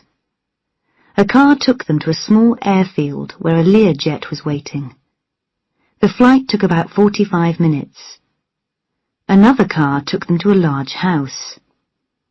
Barr had no idea where they were. Barr was met by a man who called himself Emile, who led him round the outside of the house to a sunroom. "I'm afraid you must take off your shoes," Emile said with a polite smile. "And be careful not to step on the towels." Inside, Barr saw that towels were lying on the floor of the sunroom, making paths around the room. A door on the other side of the room opened, and Victor Matisse came in. Barr stared. Matisse was an extraordinary sight. He was extremely thin and had long grey hair and a beard. He wore only a pair of black sports shorts. His toenails were yellow and very long. He looked completely crazy. "Sit over there," he said, pointing at a chair. "Don't step on the towels." When Barr was seated, Matisse asked, "What do you want?" He was staring out of a window. "The President sent me," Barr began. "He did not. Fletcher Cole sent you." "All right. We need to know whether the Pelican brief is true. Have you read it?" "Have you?" "Yes." "Does Mr. Cole believe it to be true?" "I don't know. He's very worried. That's why I'm here, Mr. Matisse. We have to know." "What if it is true?" "Then we have problems." Matisse turned away from the window, looked at Barr and said, "Do you know what I think? I think Cole is the problem. He let too many people see the brief." Barr could not believe what he was hearing. The man who had ordered so many deaths was blaming someone else for the situation. "Is it true, Mr. Matisse? That's all I want to know." Behind Barr, a door opened without a sound. Larry, in his socks and avoiding the towels, stepped silently into the room. Matisse walked over to the door and said softly, "Of course it's true." He left the sunroom and went into the garden. Now what? Barr thought. Larry put the rope round Barr's neck, and Barr did not hear or feel anything until it was too late. Matisse did not want blood on the floor, so Larry simply broke his neck. They reached the building where White and Blasevich's offices were before 5 o'clock. She was wearing a dress, and Gray said she looked just right. She could tell that he liked the way she looked, and she found to her surprise that it didn't make her angry, just a little sad about Thomas. She walked up to the secretary at the desk, who said, "Can I help you?" "Yes. I have an appointment at 5 o'clock with Curtis Morgan. My name is Dorothy Blythe." The secretary's mouth fell open, and she said nothing. Darby's heart stopped. "Is something the matter?" "Can you wait a moment?" the secretary said. She got up and disappeared into another room. "Run," Darby's mind was telling her. "Run! There's something wrong here." But before she had time to do anything, the secretary returned with a man. "Good afternoon," he said. "I'm Gerald Schwab, one of the partners of the firm. You say you have an appointment with Curtis Morgan?" Yes. Is there a problem? "There's nothing in his appointment book." Well, that's your fault, not mine. "And what was the meeting about?" She felt weak. I don't see why I have to tell you that. Why can't I see Mr. Morgan? "Because he's dead." She was in shock. Dead? "Yes," Schwab said. "He was mugged in the street. I'm sorry. I can see this has been a shock for you." She decided to act really upset. She didn't want them to ask any more questions. She wanted them to think that she was just a weak young woman. I'm sorry, she said. I think I'd better go. I'll phone again for another appointment. Schwab led her to the lift himself. Edwin Sneller knew that he and his men had been wasting their time in New York. The place was just too big. Then, at last, she moved some money from her bank in New Orleans to Grantham's bank in Washington. Sneller's client owned the bank, so he received any information he asked for. That meant that she was in Washington, and that she and the reporter were working together. He had 2 men with him, and he had asked for more. They had to do the job quickly. But he felt less confident without Carmel. The girl had escaped so far, and she could be hiding anywhere. He would start with the Washington Post building. Grantham had to come back there sometime.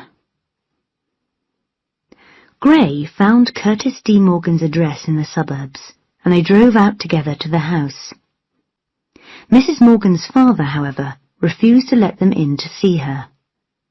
Gray left his business card so that she could call him if she wanted to. He told her father that Morgan had spoken to him 3 times just before he died. Is that the end of Garcia? Darby asked as they drove away. "We'll see tomorrow," he said. "How do you feel at the moment? Do you feel safe?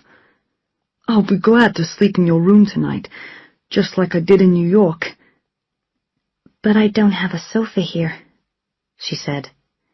Where would you sleep? She was smiling, and this was a good sign. But then she remembered Callahan.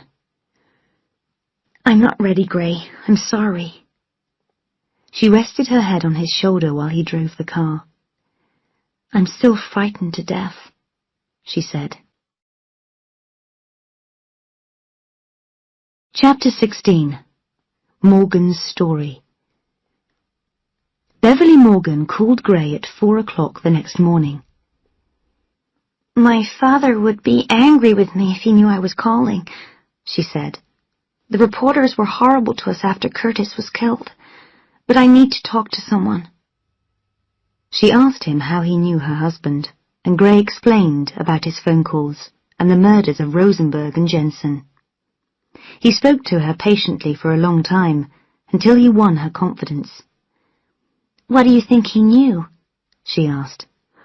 I have no idea. If he had written something down on paper, where would it be? In our lockbox in the bank.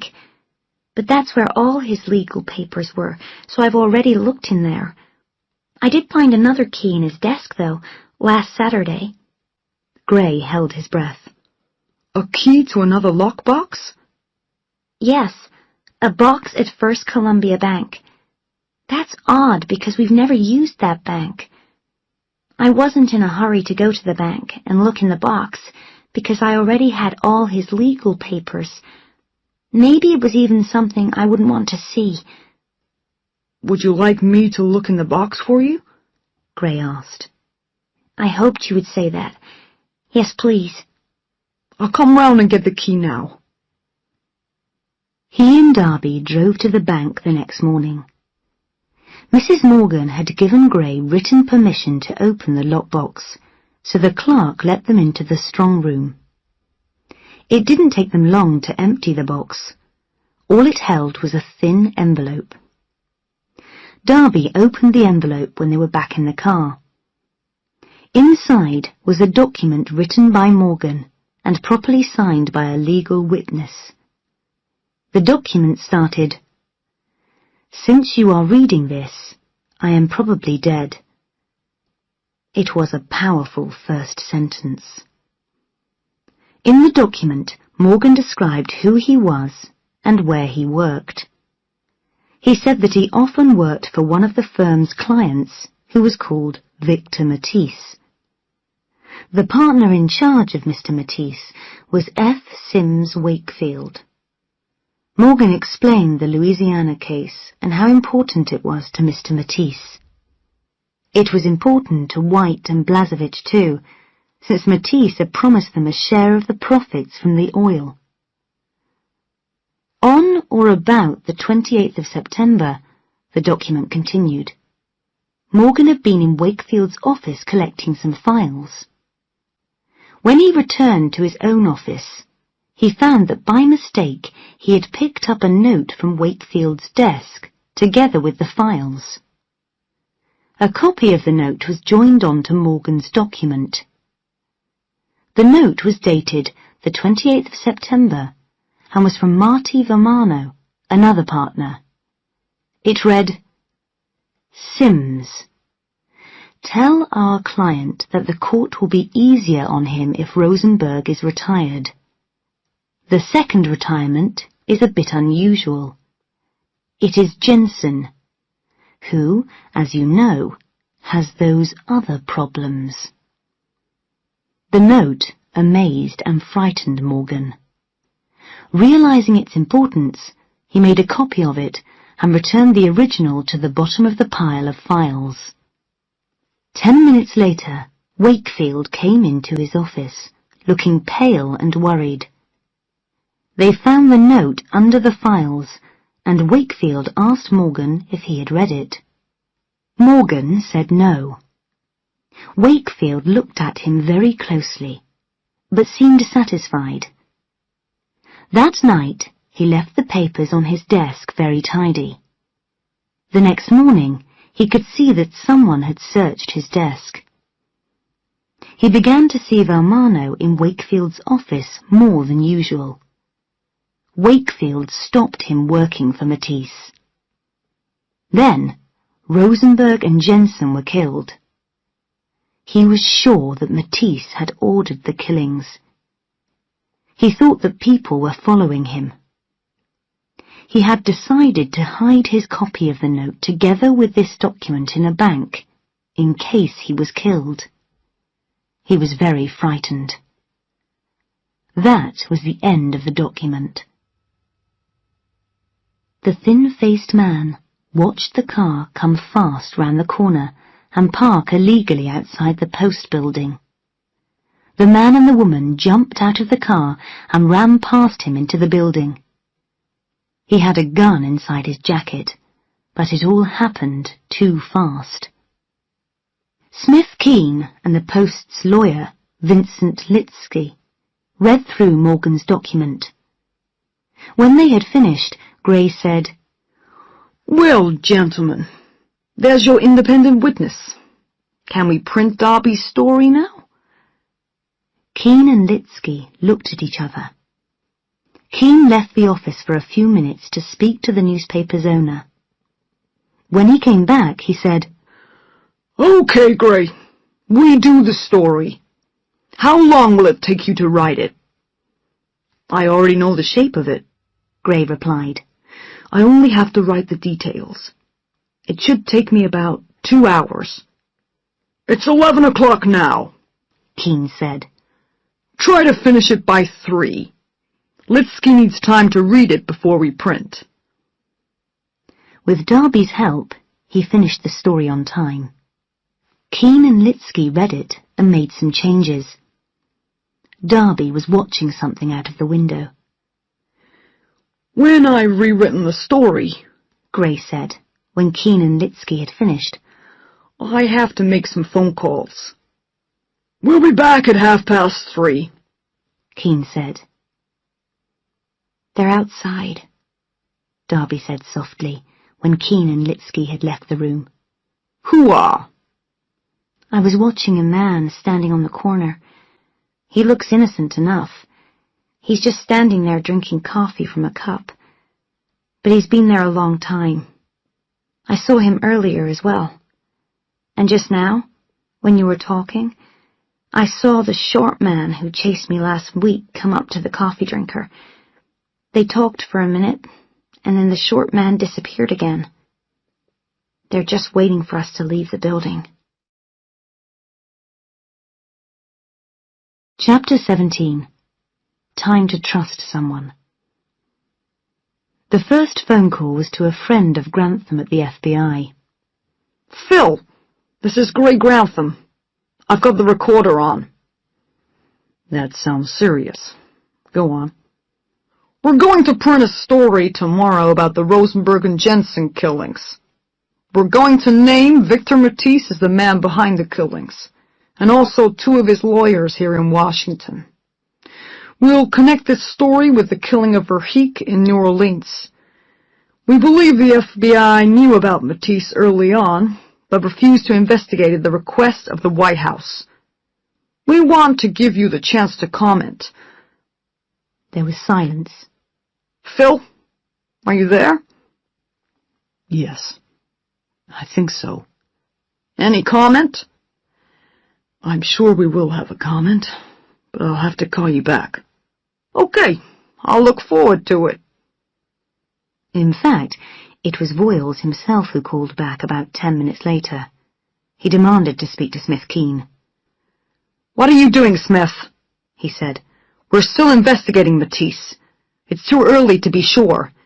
What have you got?" "Does the name Darby Shaw mean anything to you?" Keene asked. "Yes." "We have the Pelican Brief, Danton, and I'm sitting here looking at Darby Shaw." "I was afraid she was dead." "No, she's not. And she and Gray Grantham have an independent witness to support the brief. It's a big story, Denton." "We need to meet. I'll come round in 20 minutes. "Okay." Keene put the phone down and smiled. He was amused at the idea of the great F. Denton Voiles coming round to his office for a meeting. The next phone call Gray made was to Fletcher Cole in the White House. Cole agreed that Matisse had given large amounts of money towards the president's election, but denied that Matisse and the president were close friends. He had to admit that he was familiar with the Pelican Brief. When Gray asked why there had not been an immediate investigation of Matisse, Cole angrily denied that the White House had tried to slow down such an investigation. Then Voiles arrived with K.O. Lewis. Keene took him into his own office and gave him a copy of the story to read while Gray made the third phone call. He rang White and Blazevich and was put through to Marty Valmano. For the third time he explained that he was recording the conversation. "Mr. Valmano," Gray said, "we're printing a story in the morning which names your client, Victor Matisse, as the man behind the killings of Rosenberg and Jensen." "Good," said Valmano. "We'll take you to court. By the time we're finished, Mr. Matisse will own the Washington Post." "Mr. Valmano, we have a copy of the Pelican Brief. Have you heard of it?" Silence. "We also have a copy of a note you sent to Sims Wakefield on the 28th of September. In the note, you suggested that your client's position would be a lot better without Rosenberg and Jensen on the Supreme Court." Silence. "Mr. Valmano, are you there?" "Yes." "We wanted to give you the chance to comment. Do you have any comment?" "You're going to destroy me," Valmano said. Voiles and Lewis entered the room with Smith Keene. Keene introduced them to Darby and Gray. Voiles smiled at Darby and said, So, you're the one who started all this. No, sir, she said. I think it was Matisse. They sat around a table. Voiles had a piece of paper.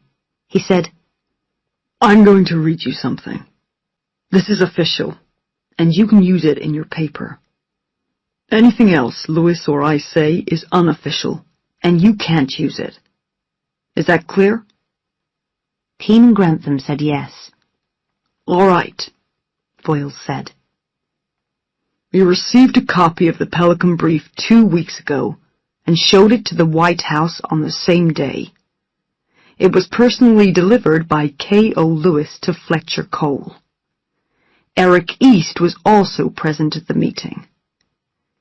We thought it was worth investigation, but nothing happened for 6 days, until Gavin Verheek was murdered in New Orleans. The FBI began a full investigation into Victor Matisse, involving over 400 men. We believe Victor Matisse to be the main suspect in the murders of Rosenberg, Jensen, Thomas Callahan, and Verheek, and we are trying to find him. Did the White House interfere with your investigation of Matisse? Grantham asked. This is now unofficial, Voiles said. You can't use it, okay? Okay. Yes. The President asked me not to investigate Matisse. He said it could be embarrassing to the government. I recorded the conversation. They could hardly believe what they were hearing. He recorded the President. I will not allow anyone to hear that recording, Voiles continued, unless the President denies what I have just told you. Anyway, will you use the official story I've given you? Will you put Cole's name there on the front page along with everyone else? Yes, I think he belongs there, Keene said. Good, said Voiles. Can you give me some early copies of the newspaper tomorrow morning? I want to take them round to him myself and watch his face. He'll take the blame, Keene said. It will be the end of his career, but he'll make the President look innocent. Yes, I think you're right, said Voiles. Now, I'd like to speak to Miss Shaw alone, please, if that's all right with her. Okay, she said, but Grantham stays. All right. When everyone else had left the room, Voiles asked, What are you going to do next? First tell me who killed Gavin Verheek, she said. It was Carmel. And Carmel was the one who was shot in the head as you were holding his hand by the river. Who killed him? We think it was someone from the CIA. We know the CIA were investigating Matisse in a small way. In his oil business, Matisse had connections with some unfriendly Arab countries, so the CIA were already keeping an eye on him. When they saw a copy of the Pelican Brief, they sent a few men down to New Orleans to look after you. Darby got up and went to the window. It was dark outside now. They didn't do a very good job then, she said. There are men out there now who have been following me for a week or more. One of them chased me in New Orleans, so I don't think he's CIA. Matisse is so crazy that he'll go on trying to kill me even after he goes to prison, if you catch him. We can help, Voiles said. We can get you out of the country. It was time to trust someone. She took a deep breath. All right, she said. I'll go and make the arrangements, Voiles said. Alone in the room, Darby walked into Gray's arms. It's going to be all right now, he said, holding her. It's over. You're safe. I'm going alone, Gray, she said. I'll call you when I'm ready. Chapter 18. Away from it all. By 11 p.m., only 4 lawyers remained in the offices of White and Blazevich. They were Valmano, Sims Wakefield, Gerald Schwab, and a retired partner named Frank Courts. Courts finished a phone conversation with one of Victor Matisse's staff. "That was Strider," he said. "They're in Cairo, in some hotel. Matisse won't talk to us, and, of course, he isn't coming back over here. Strider says he's behaving very strangely. They've told the boys with the guns to leave town immediately. The chase is over." "So what are we supposed to do?" asked Wakefield. "We're on our own," said Courts. "Matisse isn't going to help us." There was silence around the table as they all looked into the future. Then Valmano said, "Grantham only mentioned me and Sims. You two may be okay. And I've got enough money saved to spend the rest of my life hiding in Europe." "It's all right for you," Wakefield said. "I can't hide. I've got a wife and 6 children." "I think you should go home and tell your wife what to expect," Valmano said. "I can't do that," Wakefield said. He got up and left the room. A minute later, they heard the sound of a single gunshot from his office. After 8 days in the sun of the Virgin Islands, her skin was brown enough and her hair was returning to its natural colour. She walked miles up and down the beaches and ate nothing except fish and fruit. She slept a lot the first few days. She looked at her wrist and then remembered that her watch was in a bag somewhere. She didn't need it here. She woke with the sun and went to bed after dark. But now she was waiting, so she had looked at her wrist. It was almost dark when the taxi stopped at the end of the small road. He got out, paid the driver, and looked at the lights as the car disappeared back up the road. He had one bag. He could see a light from the house between the trees at the edge of the beach, and he walked towards it. He didn't know what to expect. He knew how he felt about her, but did she feel the same? She was waiting at the back of the house, looking out to sea, with a drink in her hand. She smiled at him, put down her drink and let him come to her. They kissed for a long minute. "You're late," she said. "This is not the easiest place to find," Gray said, "even when you have directions." "I know," she said. "That's the idea. It's beautiful, though, isn't it?" "It is. You are, too." "Let's go for a walk," she said. He changed into a pair of shorts, and they walked together on the beach, hand in hand. "You left early," she said. "I got tired of it. I've written a story a day since the big one, and they kept wanting more. I was working 18 hours a day. Yesterday, I said goodbye."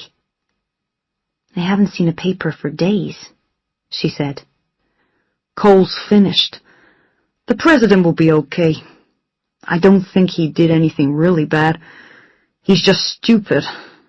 He won't get re-elected, though." "You read about Wakefield?" "Yes, that was in the last paper I saw." "They've got Schwab. They want Valmano, too, but he's disappeared. Of course, Matisse is in deep trouble, and they're after 4 of his men, too."